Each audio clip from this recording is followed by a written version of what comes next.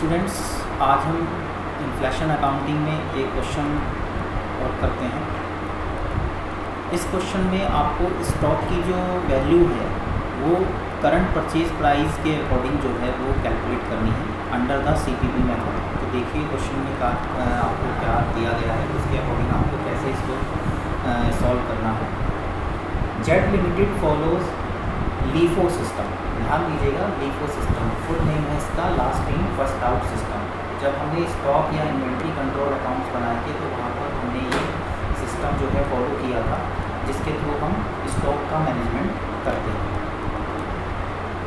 From the following particulars given below ascertain the cost of sales and closing inventory under the CPP method.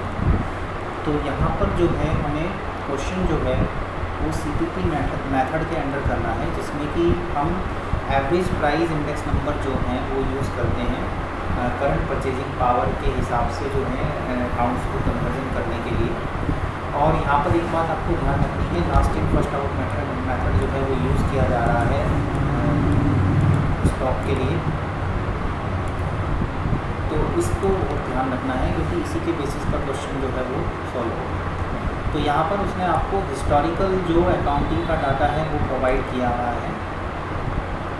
Inventory यानी stock first 2006 को 10,000 rupees था, purchase during the 2006 जो है 50,000 हुई, और inventory 31 दिसंबर 2006 को जो है लास्ट यानी क्लोजिंग जो है वो 15,000 की थी। तो इस तरह से ये हिस्टोरिकल डाटा दिया हुआ है इन्वेंट्री का। इसके अकॉर्डिंग आपको जो है जनरल प्राइस इंडेक्स नंबर जो है उनके हिसाब से जो है इस डाटा को करंट परचेजिंग पावर में कन्वर्ट करना है एज पर सीपीपी मेथड और अंडर द लीफो मेथड, ये भी ध्यान रखना है। ठीक है, तो सबसे पहले हम इस डाटा को हिस्टोरिकल डाटा के हिसाब से कन्वर्ट कर लेते हैं और ये देखते हैं कि हमारा जो कॉस्ट ऑफ सेल है वो कितना है। तो फर्स्ट 2006 को हमारे पास जो इन्वेंट्री थी वो 10,000 थी। इसमें हमने परचेज़ करी है ड्यूरिंग द ईयर 50,000। इस तरह से टोटल इन्वेंट्री हमारे पास जो अवेलेबल है वो 60,000 की अवेलेबल है। इसमें से क्लोजिंग इन्वेंट्री हम लेस करेंगे। अब यहाँ पर क्योंकि लीफो मेथड लग रहा है, लीफो मेथड होता है last in first out method, यानी जो बाद में आया गुड्स है वो सबसे पहले निकलेगा। तो अगर हम बात करें यहाँ पर 15,000 का जो गुड्स है हमारे पास स्टॉक में बचा हुआ है, ठीक है, और हमने पूरे साल में 50,000 का गुड्स हमने परचेज़ करा है और 10,000 का हमारे पास पहले से था। तो इट मीन्स यहाँ पर 10,000 का गुड्स तो सबसे बाद में ही निकलेगा जो कि पहले से ही था। ठीक है, तो 10,000 का जो गुड्स है वो यहाँ पर हमारा पहले का ही है जो हमें सबसे बाद में निकालना है, क्योंकि मेथड ही यही है लास्ट इन फर्स्ट आउट। और इस 15,000 में जो 5,000 का गुड्स है वो इस 50,000 की परचेज में से निकला है जो कि हमने ड्यूरिंग द ईयर परचेज़ करी है। तो इस तरह से ये टोटल 15,000 का गुड्स जो है वो हमारे पास में बचा हुआ है, जो कि as per last in first out method, जिसमें से 10,000 जो है हमारे पास ओपनिंग गुड्स में से बचा हुआ है और 5,000 का ड्यूरिंग द परचेज हमने जो करी है उसमें से बचा हुआ है। इस तरह से कॉस्ट ऑफ सेल जो हमारी यहाँ पर आती है वो है 45,000 रुपीज़। अब इसी डाटा को हम फिर यहाँ पर कन्वर्ट करेंगे as per current purchase price. तो देखिए सबसे पहले ओपनिंग स्टॉक लेते हैं। ओपनिंग स्टॉक यहाँ पर 10,000 है। तो यहाँ पर इसको जो ओपनिंग स्टॉक हमारे पास है, क्योंकि ये ईयर की स्टार्टिंग में ही था हमारे पास, और इसको हमें फ़िलहाल आज की यानी 31 दिसंबर को जो प्राइस है उसमें कन्वर्ट करना है। तो इसीलिए हमने फैक्टर यहाँ पर यूज़ किया है 2 × 200 अपॉन 150 क्योंकि इसका जो है फर्स्ट 6 को प्राइस था और 200 इसका 31 दिसंबर 2006 को प्राइस था। तो इस तरह से कन्वर्ट करके ये आ रहा है 13,333 रुपीज़। तो ओपनिंग स्टॉक जो है वो as per current value 13,330 rupees का आता है। अब हम परचेज़ को जो है एज़ पर करंट प्राइस जो है कन्वर्ट करेंगे। परचेज़ हमारी ड्यूरिंग द ईयर जो हुई है वो 50,000 की हुई है।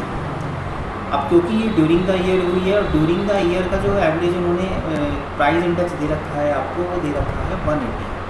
तो एज ए 180 जो है हमें परचेज़ करिए। और आज के टाइम में अगर हम इसकी बात करें करंट वैल्यू में, तो ये 200 जो है इसकी वैल्यू हो चुकी है। तो इस हिसाब से अगर हम कैलकुलेट करते हैं तो ये परचेज़ जो हमारी हुई है वो 55,555 रुपीज़ की टोटल हुई है। तो अगर हम टोटल बात करें, हमारे पास टोटल इन्वेंट्री कितना था पूरे ईयर में, तो 68,888 रुपीज़ का इन्वेंट्री हमारे पास में टोटल अवेलेबल था।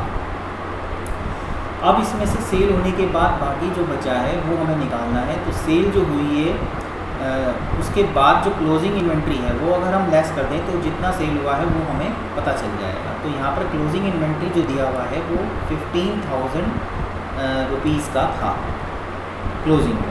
लेकिन अब बात आती है यहीं पर हमें कैलकुलेशन पे ध्यान देना है कि ये 15,000 का जो इन्वेंट्री है ये क्लोजिंग पे ज़रूर था, लेकिन ये जो इन्वेंट्री हमारे पास अवेलेबल था इसमें से 10,000 का तो पहले का ही था जो हमारे पास फर्स्ट 2006 को था, और बाकी का जो बचा 5,000 इन्वेंट्री था वो इस 50,000 में से था। क्योंकि मेथड यहाँ यूज़ हो रहा है लीफो, बार बार आपको कह रहा हूँ ध्यान देना, लीफो मेथड यूज़ होता है। इसके according last in first out चलता है सिस्टम, जो सबसे बाद में आया है वो सबसे पहले निकलता है। तो इसका मतलब ये हुआ जो सबसे पहले आया है वो सबसे बाद में निकलेगा।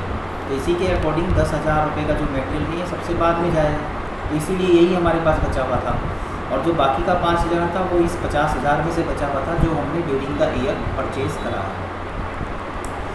अब ये जो 10,000 का है, क्योंकि ये तो हमारे पास पहले से ही है, तो इसीलिए हमने कन्वर्जन फैक्टर में अकाउंट में 150 लगाया है और इनटू में 200। तो इस तरह से इसकी वैल्यू आती है 13,333।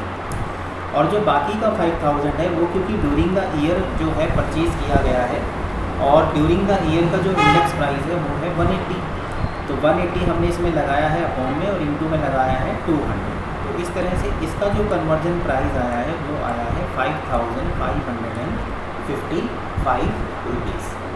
तो इस तरह से टोटल अगर हम बात करें कि जो क्लोजिंग स्टॉक है, अगर हम अकॉर्डिंग टू बात करें आज के करंट प्राइस में, तो वो हो जाता है लगभग 18,888। तो इस तरह से जो आज के टाइम में जो अगर हम बात करें उस क्लोजिंग स्टॉक की जो वैल्यू है वो 18,888 रुपीज़ बैठती है। अब अगर हम इसको लेस करते हैं तो हमारे पास यहाँ पर जो हमने गुड्स जो सेल किया है उसकी हमें वैल्यू मालूम हो जाएगी। जो कॉस्ट ऑफ सेल, यानी जो गुड्स हमने सेल किया है उसकी जो कॉस्ट है वो 50,000 जो है वो आती है। जबकि हम हिस्टोरिकल कॉस्ट के अकॉर्डिंग अगर हम बात करें तो यहाँ पर कॉस्ट ऑफ सेल जो है हमारी थी 45,000, जबकि करंट परचेज प्राइस मेथड में इसकी जो कॉस्ट है वो 50,000 आती है।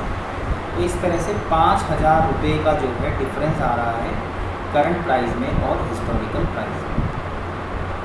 इस तरह से यहाँ पर जो है हमने यहाँ पर स्टॉक की जो वैल्यू है वो कैलकुलेट करी। एक बार आपको फिर रिपीट कर देता हूँ। यहाँ पर क्वेश्चन जो है हमें लीफो मेथड से करना है। लीफो मेथड से आपको कॉस्ट ऑफ सेल निकालनी है। सबसे पहले हमने हिस्टोरिकल मेथड के अकॉर्डिंग यहाँ पर कॉस्ट ऑफ सेल निकाली है, जिसमें कि क्लोजिंग स्टॉक जो हमारा 15,000 रहा है हिस्टोरिकल कॉस्ट के अकॉर्डिंग, उसमें से 10,000 तो हमारा ओपनिंग वाला ही रहा है और बाकी का जो बचा 5,000 है वो इस 50,000 में से रहा है। क्योंकि मेथड ही यही है कि लास्ट इन फर्स्ट आउट, यानी जो सबसे बाद में आया है वो सबसे पहले जाएगा, यानी जो सबसे पहले आया होगा वो सबसे बाद में जाएगा। तो इसीलिए 10,000 का जो है वो पहले से बचा हुआ है और 5,000 का गुड्स जो है हमारा इस 50,000 में से बचा हुआ है। फिर हमने यहाँ इनके कन्वर्जन फैक्टर लगाए हैं। ओपनिंग गुड्स था हमारे पास 10,000 का, इसके कन्वर्जन फैक्टर में हमने 150 यूज़ किया है। ड्यूरिंग द ईयर 50,000 हमने परचेज़ किया है, तो इसके कन्वर्जन में हमने एवरेज फैक्टर जो 180 है वो यूज़ किया है। और इसके बाद जो क्लोजिंग है जब हमने ये निकाले हैं तो जो 10,000 का ओपनिंग में था उसका कन्वर्जन फैक्टर फिर से हमने 150 यूज़ किया है। और जो 5,000 का हमारा इस ड्यूरिंग द ईयर परचेज़ हुई है उसमें से है, तो इसीलिए उसका कन्वर्जन फैक्टर हमने 180 यूज़ किया। तो इस तरह से इन कन्वर्जन फैक्टर को लेकर के हमने जो कॉस्ट ऑफ सेल निकाली है वो आई है यहाँ पर 50,000।